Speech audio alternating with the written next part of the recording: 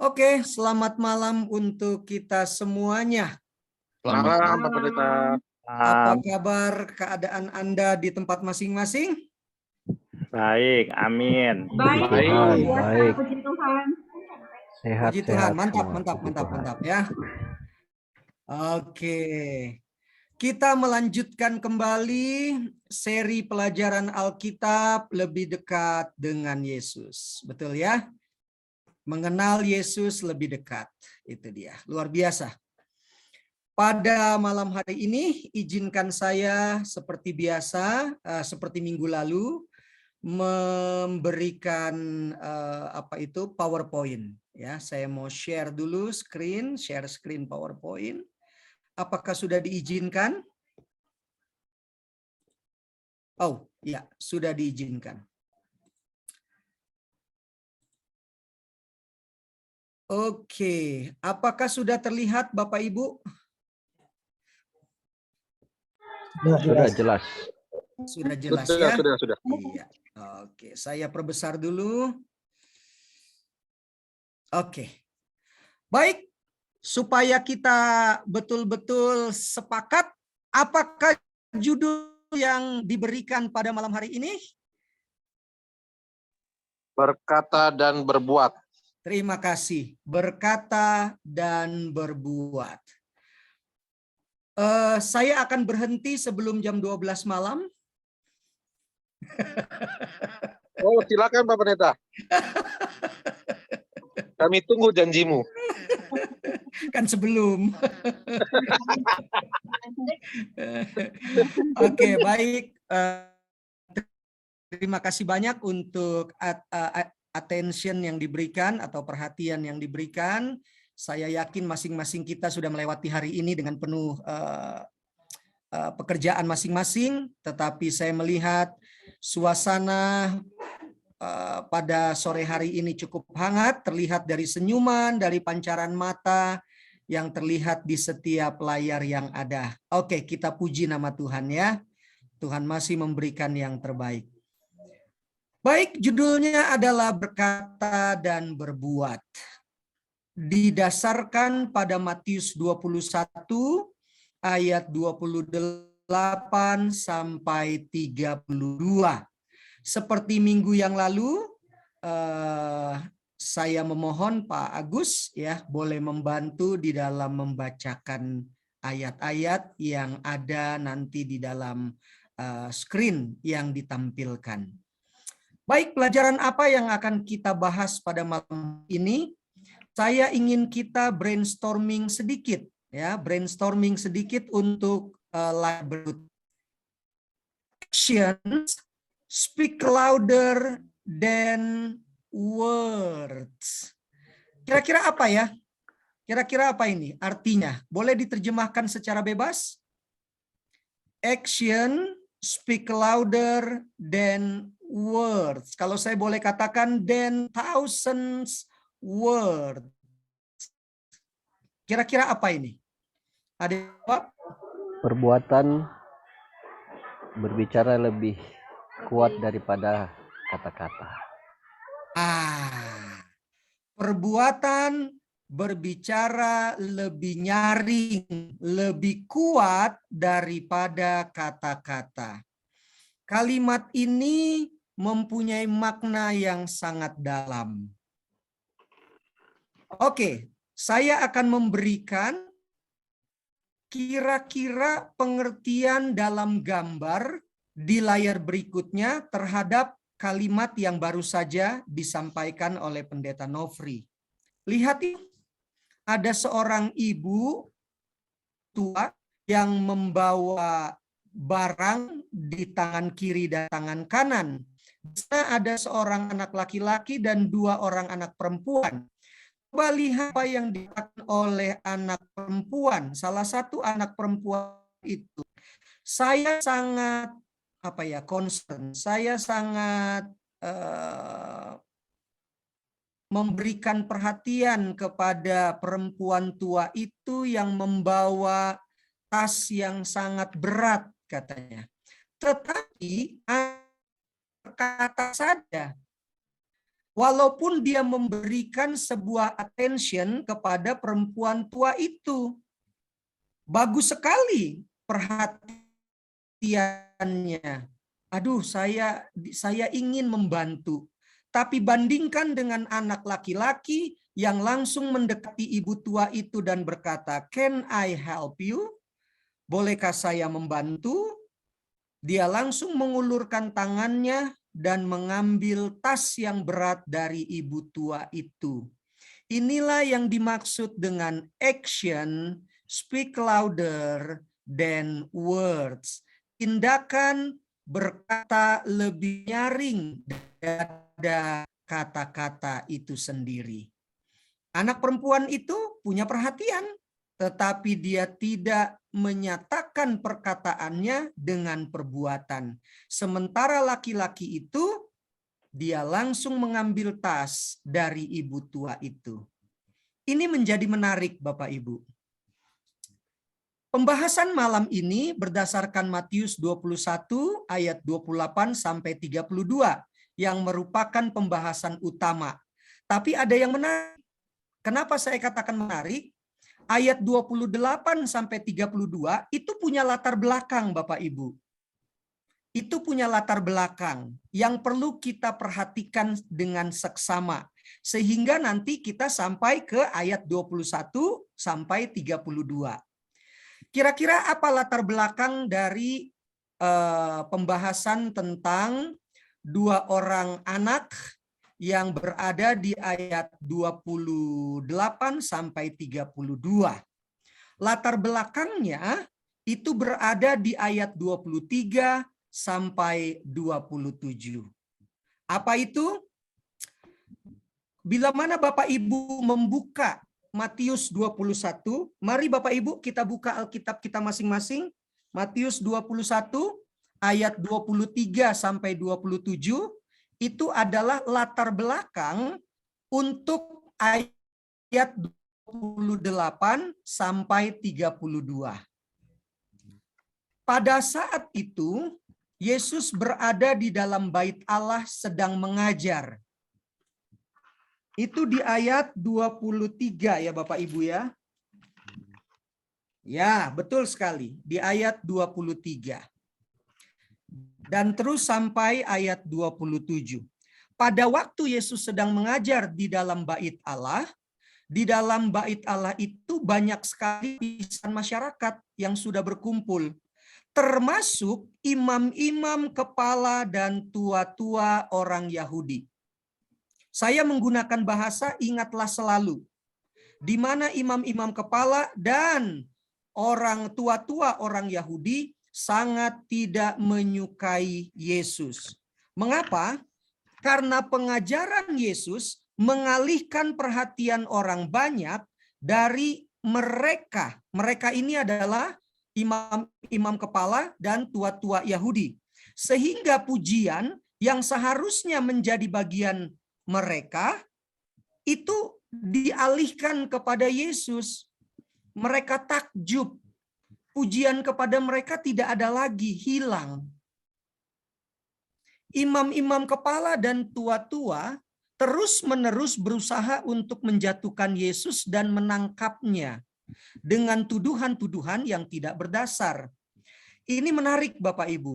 Segala cara dibuat oleh mereka untuk menjatuhkan Yesus. Dan salah satu cara yang mereka lakukan adalah bertanya. Bertanya kepada Yesus dengan tujuan menjebak Yesus. Saya ingin bertanya kepada kita, pernahkah Anda mendapatkan pengalaman terjebak oleh sebuah pertanyaan? Entah apapun versinya. Kita tidak pernah menduga pertanyaan itu menjebak kita. Dan akhirnya kita sendiri gelagapan pada waktu menjawabnya. Inilah yang dilakukan oleh imam-imam kepala dan tua-tua orang Yahudi. Yesus seperti disudutkan dengan pertanyaan mereka. Dan ketika salah menjawab, maka itulah kesempatan di mana mereka betul-betul akan menangkap Yesus. Bapak Ibu, saya mendapati satu satu ilmu yang cukup bagus dari seorang yang cukup terpelajar. Ya. Namanya Pendeta Hudiard Muskita.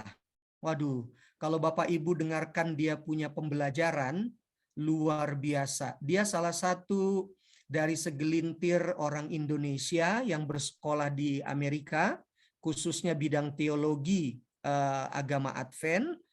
Wawasannya sangat luas, sangat dalam, dan penjabarannya pun cukup berbobot, sangat berkualitas. Saya mendapati salah satu yang menarik yang beliau katakan begini, pendidikan yang benar adalah bertanya dan bukan menjawab. Mengapa? Karena banyak orang yang tidak ditanya tapi menjawab-jawab. Betul ya? Dan ini menarik. Kalimatnya sangat pendek. Kalimat disampaikan oleh Pendeta Hudiard Muskita sangat pendek. Tetapi setelah saya renungkan, itu luar biasa Bapak Ibu. Pendidikan yang terbaik adalah banyak bertanya dan bukan banyak menjawab. Karena banyak orang tidak ditanya tapi menjawab-jawab. Dan ini dipakai oleh imam-imam kepala untuk menjebak Yesus dalam bentuk pertanyaan-pertanyaan. Pertanyaan apa yang mereka sampaikan kepada Yesus? Mereka berkata, "Dengan kuasa manakah engkau melakukan hal-hal itu? Dan siapakah yang memberikan kuasa itu kepadamu?" Ada dua pertanyaan yang diberikan kepada Yesus. Tapi ini jadi menarik Bapak Ibu. Dengan kuasa manakah engkau melakukan hal-hal itu? Hal-hal yang mana? Kan itu ya. Yang kedua, siapakah yang memberikan kuasa itu kepadamu? Sehubungan dengan pertanyaan pertama. Hal-hal itu katanya. Mari kita lihat. Bapak Ibu, frase hal-hal itu yang dimaksud oleh orang-orang imam-imam kepala dan tua-tua orang Yahudi adalah ketika Yesus mengusir para penjual dan pembeli di bait Allah, di mana Yesus membalikan meja-meja penukar uang dan bangku-bangku pedagang merpati. Kita mundur lagi ke ayat 12 dan 17. Inilah yang melatar belakangi imam-imam kepala bertanya kepada Yesus. Bagaimana kamu melakukan hal-hal itu katanya. Kenapa? Bila mana Bapak Ibu membaca ayat 12 sampai 17, maka didapati satu cerita yang sangat jelas mana Yesus memeja merpati, pedagang merpati, penukar uang di bait Allah. Pada waktu Yesus menghancurkan atau mengusir semua yang ada di bait Allah itu, mereka melihat ada satu kuasa yang sangat besar yang tidak dapat mereka lawan. Alkitab mengatakan mereka menurut, tidak ada yang berani untuk membantah.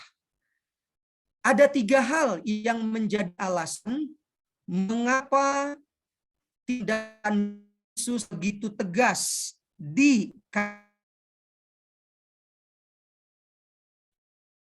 ayat 12. Hilangnya pendapatan penukaran uang dan penjualan merpati sangat erat hubungannya dengan korban-korban bakaran. Hal mahal dan normal. Jadi Bapak Ibu, kalau boleh sebut, boleh sampai digaul, ketika mereka mengadakan penukaran uang dan memperdagangkan atau menjual merpati, ini dilakukan oleh imam-imam, oleh mereka yang ingin mengambil keuntungan. Sehingga ketika orang Yahudi akan melakukan korban bakaran, mereka menjual merpati lebih mahal daripada yang normal. Mereka mengambil keuntungan lebih besar dari yang seharusnya. Itu namanya lintah darat. Itu namanya mencekik. Yang kedua, ada hal apa dengan para penukar uang? Bapak Ibu pernah menukar uang pada waktu mau Lebaran? Kalau saya mengantar istri mau ke Naripan itu ya Bapak Ibu di jalan apa itu sesudah BIP itu ya BIP terus arah mau ke Naripan itu banyak sekali orang yang berdiri untuk menukar uang baru dari Bank Indonesia ketika mereka menjelang Lebaran. Kalau menukar uang 100.000 mungkin keuntungannya 10.000 misalnya seperti itu ya. Tapi dapatnya hanya 90.000 misalnya seperti itu. Ini tidak. Mereka menukar uang dengan biaya yang sangat mahal, tetapi uang yang ditukar dan didapatkan oleh si penukar uang itu sangat sedikit. Inilah yang membuat Yesus marah. Itu tidak baik, itu tidak bagus. Jadi imam-imam memperkaya diri dengan mencekik harga untuk penukaran uang dan menjual merpati. Yang kedua, Yesus berkata, rumahku akan disebut rumah doa, tetapi kamu menjadikannya sarang penyamun. Bagaimana orang bisa berjual beli di depan bait Allah? Coba rumah Anda, jangan bicara dulu gereja ya. Rumah Anda saja dijadikan depannya itu pasar yang bau, yang kotor, Anda pun akan komplain, betul ya? Apalagi ini rumahku akan disebut rumah doa, tetapi kamu menjadikannya sarang penyamun. Kata sarang penyamun artinya bertransaksi yang tidak benar, merugikan orang lain. Itu yang membuat Yesus marah. Dan yang ketiga adalah, Bapak Ibu tahu apa? Setelah Yesus mengusir mereka, datanglah orang timpang, datanglah orang buta, disembuhkan oleh Yesus. Dan dari dalam bait Allah, suara anak-anak bersukacita, bersorak gembira, memuji nama Tuhan. Hati imam-imam panas, hati Yahudi bergelora. Kenapa puji? Inilah yang membuat Yesus melakukan satu tindakan yang tegas, mengusir mereka dari Ka'bah itu. Lalu frase yang kedua adalah, siapakah yang memberikan kuasa itu kepadamu, katanya. Bapak Ibu, waktu Yesus membuat tali, cambuk dari tali, itu mereka melihat ada satu power, ada satu kuasa yang tidak dapat dipungkiri. Sehingga semua orang menurut tanpa perlawanan. Dan mereka kepo, mereka bertanya kepada Yesus, tetapi dengan didasari oleh niat yang jahat. Dan Yesus sangat mengetahui pertanyaan itu. Dan pertanyaan itu adalah jebakan Batman. Saudara pernah lihat apa itu namanya di TV, ada acara jebakan Batman? Itu betul-betul menjebak Bapak Ibu. Orang yang dijebak tidak pernah tahu bahwa dia akan dijebak. Tetapi Yesus mengetahui dengan jelas isi hati orang-orang jahat ini. Dijawab salah, tidak dijawab pun salah. Tujuan mereka hanya satu, Bapak Ibu. Mereka ingin melakukan perdebatan untuk mendapatkan kesalahan Yesus ketika Yesus menjawab. Yesus menjawab dengan satu pertanyaan. Jadi pertanyaan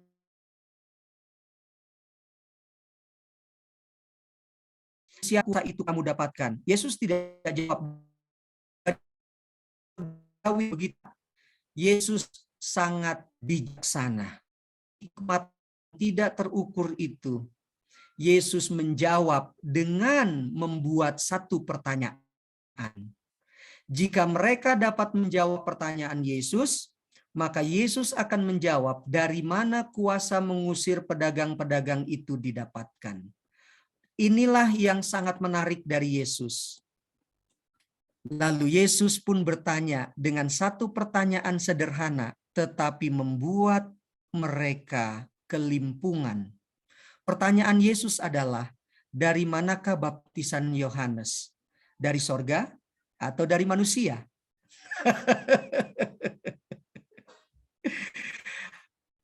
Mereka berusaha memojokkan Yesus dengan pertanyaan mereka, tetapi mereka masuk dalam jebakan Batman. Mereka masuk dalam lubang yang mereka buat sendiri. Sekarang mereka yang terpojok dengan pertanyaan Yesus. Karena Yesus orang yang fair. Yesus katakan, kalau engkau bisa menjawab pertanyaanku, maka aku akan menjawab pertanyaanmu. Dari mana kuasa yang kudapatkan? Kalau mereka akan baptisan Yohanes, mengapa kita tidak percaya kepada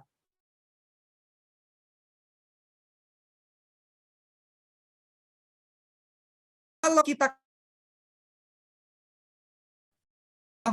baptisan Yohanes itu dari manusia, Yohanes adalah orang nabi yang menyatakan bahwa Yesus adalah katakan A salah, mereka katakan B pun salah.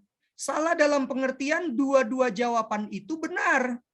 Mereka terpojok. Amsal 26 ayat 27 boleh dibacakan.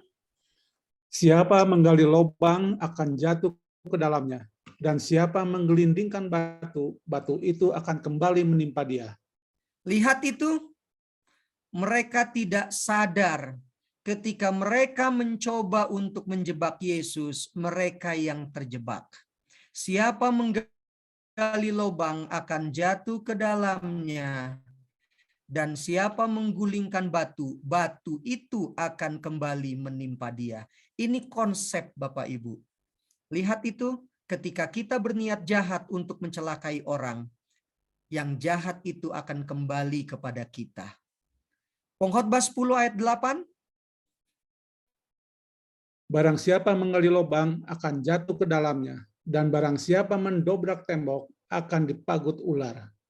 Sudah bagus tembok itu menghalangi kita dengan ular, tapi dia berusaha untuk merobohkan tembok, dan setelah tembok itu roboh, ular memagut dirinya. Itulah yang dilakukan oleh imam-imam kepala dan tua-tua orang Yahudi. Mereka terjebak, dan akhirnya Alkitab berkata, mereka berkata bohong. Apa yang mereka jawab? Kami tidak tahu. Bukan mereka tidak tahu, mereka sudah terjebak oleh jebakan mereka sendiri. Inilah yang disebut dengan bumerang. Bapak Ibu pernah melihat, saya belum pernah main bumerang ya, tapi saya melihat dari TV atau di YouTube, siapapun yang melempar bumerang, bumerang akan kembali kepadanya. Ini menjadi menarik Bapak Ibu. Pembelajaran ini menjadi latar belakang untuk pembahasan utama kita. Yesus adalah pribadi yang berbelas kasihan. Yesus mengharapkan pertobatan terjadi kepada imam kepala dan tua-tua orang Yahudi. Yesus mengarahkan pada keselamatan dengan satu pelajaran agar mereka mengerti.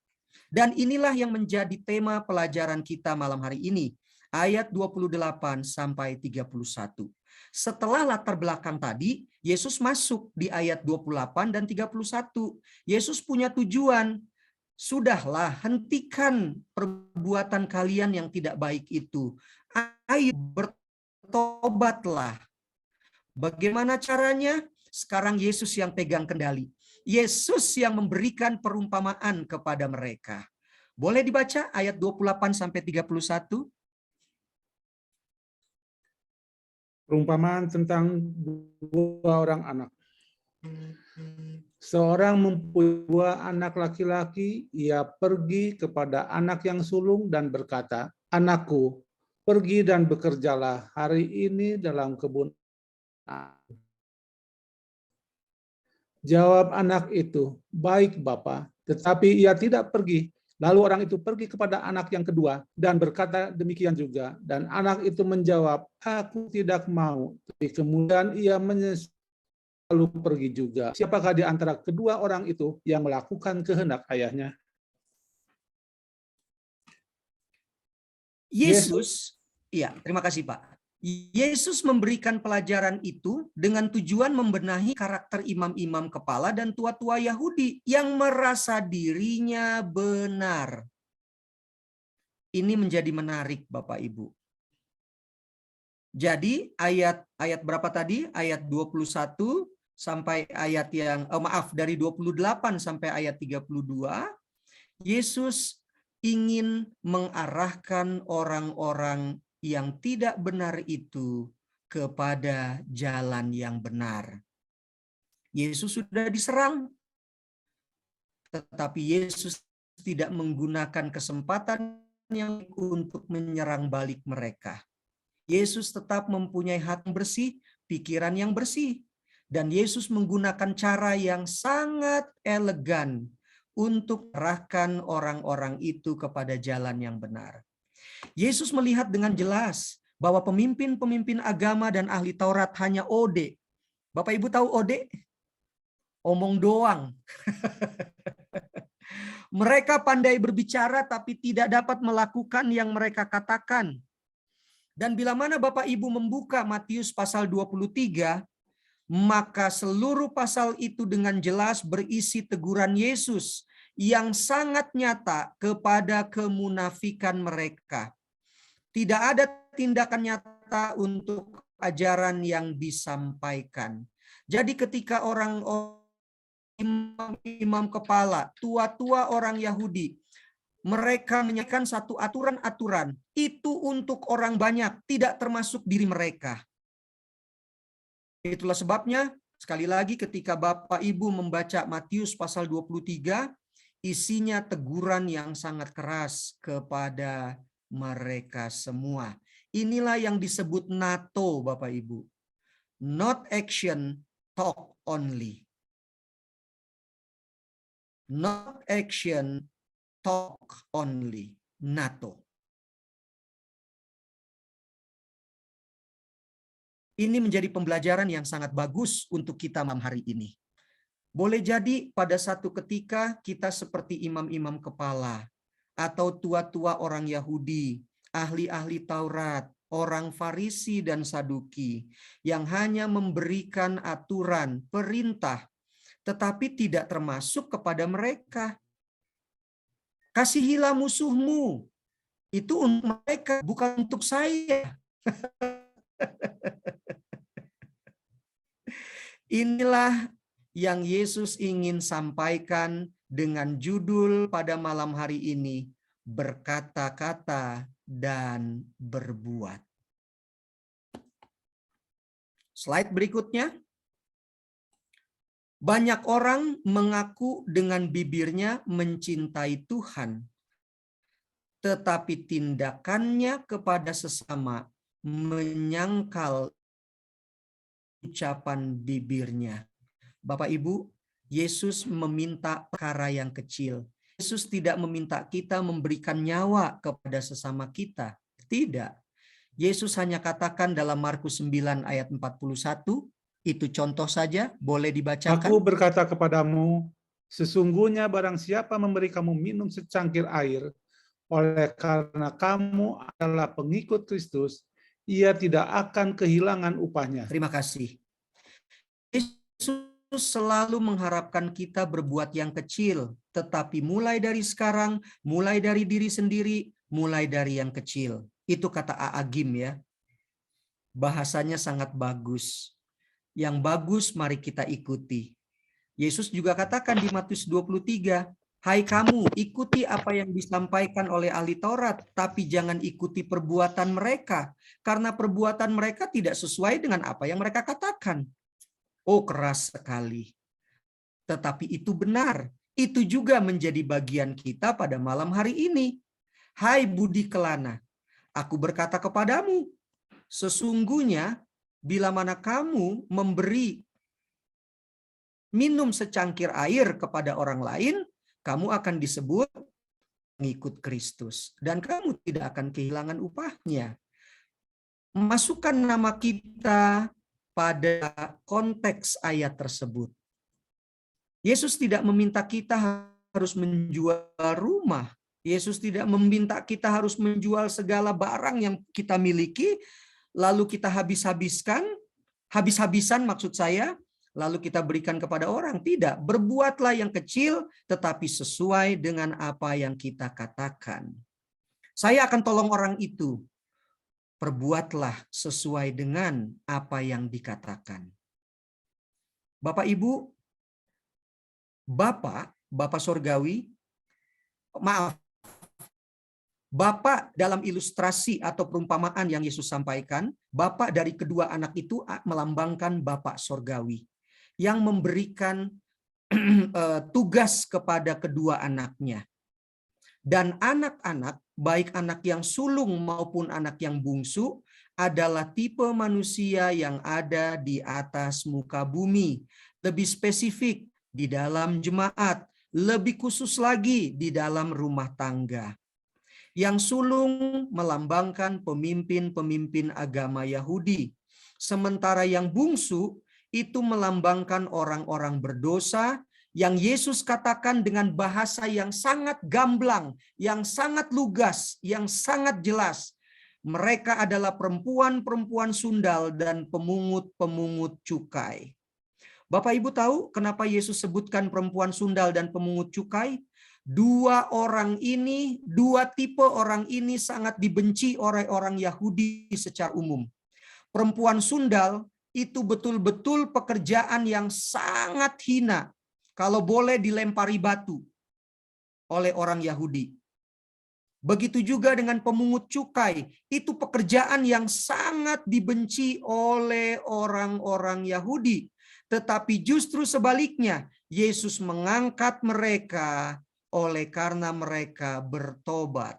Sementara pemimpin agama Yahudi yang terhormat itu tidak pernah bertobat. Ini tamparan keras untuk orang Yahudi. Ini juga pembelajaran untuk kita semua malam hari ini. Pendeta Budi, Pendeta Nofri adalah pemimpin agama. Kalau kami dua tidak bertobat, maka kami termasuk ke dalam anak sulung yang berkata, "Ya Bapak," tetapi kami tidak pernah berangkat untuk bekerja di kebun anggur. Kebun anggur itu melambangkan pelayanan di dunia ini. Sementara perempuan-perempuan sundal, kita tidak tahu siapa mereka. Pemungut-pemungut cukai, orang yang sangat kita benci, tetapi merekalah yang bertobat. Apa yang dilakukan oleh anak sulung hanya berkata, "Baik Bapak," tetapi tidak pergi. Tetapi anak yang bungsu berkata, "Tidak." Tapi seketika lamanya dia menyadari bahwa itu tugas yang diberikan oleh bapaknya. Dia bertobat dan dia melangkah keluar untuk bekerja. Action speak louder than words. Tindakan, perbuatan lebih nyaring berkata, lebih nyaring bersuara daripada kata-kata itu sendiri. Mari kita lihat Matius 13 ayat 54. Matius 13 ayat yang 54. Setibanya di tempat asalnya, Yesus mengajar orang-orang di situ di rumah ibadat mereka. Maka takjublah mereka dan berkata, "Dari mana diperolehnya hikmat itu dan kuasa untuk mengadakan mujizat-mujizat itu?" 15 ayat 31.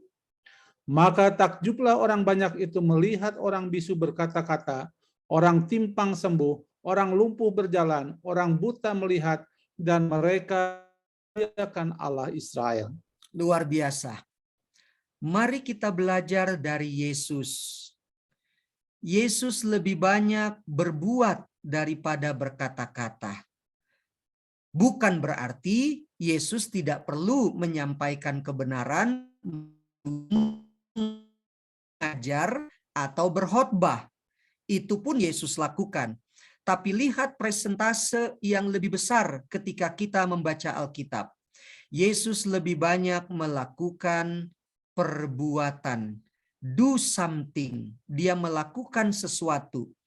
Orang bisu berkata-kata, orang timpang sembuh, orang lumpuh berjalan, orang buta melihat, dan semuanya memuliakan Allah Israel. Pelajaran pada malam ini membawa kita kepada satu kesimpulan. Tidak salah kita melakukan sebuah konsep dengan cara mengajar, ya kan, menyampaikan sesuatu ataupun berkhotbah. Tetapi biarlah semua itu diwujudkan dengan tingkah laku, dengan perbuatan, do something. Lihatlah slide berikutnya. Coba seseorang boleh membacakannya. Yakobus 1 ayat 22. Kata Tetapi yang di atas dulu, Pak. Boleh kata yang di atas dulu? Yesus berkhotbah, Yesus mempraktekannya, Yesus melakukan, dikhotbahkannya. Stop. Terima kasih, Pak. Sampai situ dulu. Saya ulangi. Yesus berkhotbah, Yesus mempraktekannya. Yesus melakukan, dikhotbahkannya. Bisa ngerti ya? Ini kalimat satu kesatuan yang tidak dapat disangkal.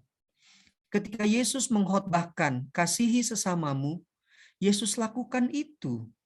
Dan ketika Yesus memberi makan orang banyak, Yesus khotbahkan itu. Kata dikhotbahkan di sana bukan mau show off, bukan mau pamer, bukan. Yesus memberikan contoh bahwa tindakan lebih nyaring bersuara daripada berkhotbah. Yakobus 1 ayat 22. Tetapi hendaklah kamu menjadi pelaku firman dan bukan hanya pendengar saja. Sebab jika tidak demikian, kamu menipu diri sendiri. Kata pendengar boleh kita ganti dengan dan bukan hanya berkhotbah saja. Dan bukan hanya mengajar saja. Boleh begitu ya. Tapi hendaklah kamu menjadi pelaku firman. The doer. The doer artinya pelaku. Sebab jika tidak demikian, menipu diri sendiri. Bila mana kita melihat ada orang yang membutuhkan makan, baiklah kita memberi makan. Jangan kita hanya berkata, kerja, betul. Betul yang kita sampaikan, kerja untuk dapat makan. Tetapi Yesus mengharapkan kepada kita sebuah tindakan nyata. Yesus meminta kita melakukan itu dengan nyaring. Nyaring dalam pengertian dapat dilihat oleh banyak orang. Ini bukan soal pamer, ini bukan soal show off, tetapi Alkitab berkata, biarlah kebaikan hatimu dilihat oleh banyak orang. Bapak Ibu, kebaikan hati yang keluar dari hati yang bersih, itu akan berterima kepada hati juga. Tetapi ketika sudah masuk dalam ranah ingin pamer, ingin menonjolkan bahwa kita punya, maka orang yang menerimanya pun akan merasa tidak pas. Ada sesuatu yang mengganjal di hatinya. Apa yang kita lakukan dengan tindakan itu merupakan sebuah suara yang lebih nyaring daripada sekedar mengajar atau berkhotbah. Semua ini dikembalikan kepada kita masing-masing. Siapapun kita yang ada pada Zoom malam hari ini. Belajarlah seperti Yesus melalui perumpamaan yang diberikannya. Bahwa melakukan lebih besar, lebih nyaring daripada kata-kata. Lakukan sesuai dengan talenta kita, Lakukan sesuai dengan apa yang dipercayakan kepada kita, dan itu menjadi berkat bagi banyak orang. Tuhan memberkati. Amin. Amin.